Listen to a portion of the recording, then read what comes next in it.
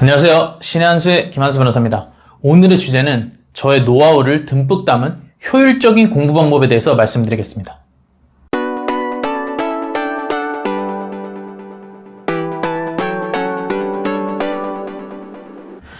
제가 지난 영상에서 저는 단기간 안에 효율적으로 공부를 해서 서울고등법원 재판연구원에도 선발이 되었고 변호사 시험에서도 상위 1%의 성적을 거뒀다고 말씀드렸습니다.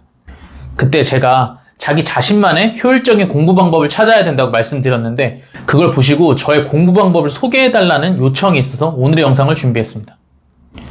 제가 공부한 방법을 무조건적으로 따라한다고 합격을 보장할 수는 없지만 제가 경험한 바로는 시험을 준비하는데 굉장히 효율적인 방법이기 때문에 아직 자기만의 공부 방법을 찾지 못하신 분이라면 이 방법을 참고하시면 굉장히 큰 도움이 될 거라고 생각합니다. 먼저 저는 계속 말씀드리다시피 무조건적으로 효율적으로 공부해야 된다는 점에 굉장히 집중을 해서 공부를 했습니다. 구체적인 방법을 말씀드리면 저는 먼저 한 과목을 공부할 때 동영상 강의를 통해서 한 단원을 빠르게 학습을 했습니다. 왜 동영상 강의를 선택했냐면요. 저는 책을 읽고 새로운 내용을 학습하는 것보다 동영상 강의를 통해서 학습을 하면 중요한 내용을 좀 더 쉽게 학습할 수 있고 정리되고 정제된 내용을 파악할 수 있기 때문에 저는 이 방법으로 공부를 했습니다.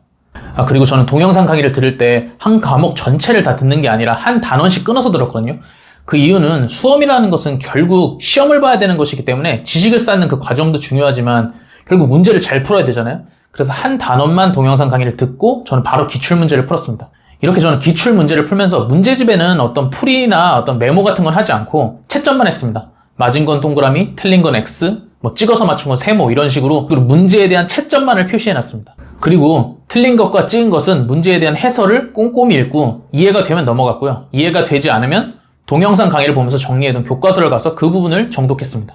이렇게 하면 해당 파트에서 자주 출제되는 부분을 자연스럽게 알 수 있고 자연스럽게 강약 조절이 되는 거죠. 이런 방식으로 한 과목을 다 끝내게 되면 곧장 그 기출문제를 다시 풉니다. 시간적 여유가 있으면 처음부터 끝까지 다 풀고요. 시간적 여유가 없으면 틀린 것과 찍은 것 위주로 문제를 쭉 풀기 시작을 합니다. 이렇게 되면 자연스럽게 복습이 되는 효과가 있습니다. 보통 법학의 경우에는 몇 회독 했다 이런 말을 굉장히 자주 쓰거든요. 그게 교과서를 몇 번 다 읽었냐, 몇 번 돌렸냐 이런 얘기인데 전 해보니까 이게 잘 맞지 않고 오히려 비효율적이라는 생각이 들더라고요. 극소수를 제외하곤 인간의 기억력은 굉장히 휘발성이 강해서 그걸 여러 번 읽는다고 해도 머릿속에 다 남지 않거든요.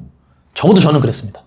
저도 법학의 전통적인 공부 방식대로 교과서를 정독하려고 여러 번을 시도했는데 그때마다 제가 책상에서 엎드려 자고 있더라고요. 결국엔 저와 잘 맞지 않는 공부 방법이었던 거죠. 그래서 저는 시험에 자주 나오는 부분을 머릿속에 강하게 남기자는 생각으로 동영상 강의, 문제풀이, 다시 문제풀이, 모르는 부분을 교과서 가서 정독 이런 방식으로 공부를 했었습니다. 간혹 이런 식으로 공부를 하면 객관식만 대비되는 거 아니냐 이렇게 묻는 분들이 계셨는데 사실 객관식에서 중요한 부분, 그러니까 법학으로 예를 들면 판례죠. 객관식에서 자주 등장하는 판례들은 사례와 기록에도 자주 등장을 합니다.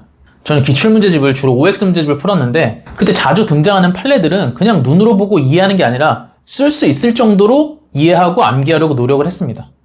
그렇게 하면 사례형이나 기록형을 따로 공부하지 않아도 어차피 중요한 판례는 다 동일하기 때문에 충분히 대비가 된다고 생각을 했거든요. 그리고 실제로 이런 과정을 거친 후에 사례나 기록 시험을 보면 제 예상과 다르지 않았습니다. 다만 사례나 기록형은 직접 쓰는 것이기 때문에 그 쓰는 것에 대한 노하우, 형식적인 사항 등은 별도로 좀 익혀야 하지만 그건 금방 합니다. 중요한 건 알맹이를 어떻게 채우냐는 것이죠. 그리고 간혹 문제를 풀다 보면 도무지 이해 안 되는 문제가 분명히 나옵니다. 해설도 꼼꼼히 보고 책도 꼼꼼히 읽었는데 이해가 되지 않으면 저는 과감히 넘어갔습니다. 그런 경우는 보통 지금 파트 말고 다른 파트까지 다 알아야 이해가 될 수 있는 거거나 아니면 중요하지 않은 경우 이런 경우가 대부분이었습니다. 어차피 수험이라는 것이 시험을 보면서 우리가 만점을 목표로 하는 건 아니잖아요. 그렇기 때문에 그런 부분에 대해서는 크게 신경 쓰지 않고 넘어갔습니다. 정리하면 제 공부 방법은 극도의 효율성을 추구하면서 스스로가 완벽하지 않다는 점을 알고 완벽함을 추구하지 않았습니다. 저는 공부할 때, 특히 수험을 할 때 가장 경계해야 되는 게 완벽함을 추구하는 거라고 생각을 하거든요. 왜냐하면 하나하나 완벽함을 추구하면서 공부하려다 보면 너무 지치고 스스로한테 실망하는 순간들이 굉장히 많이 등장합니다.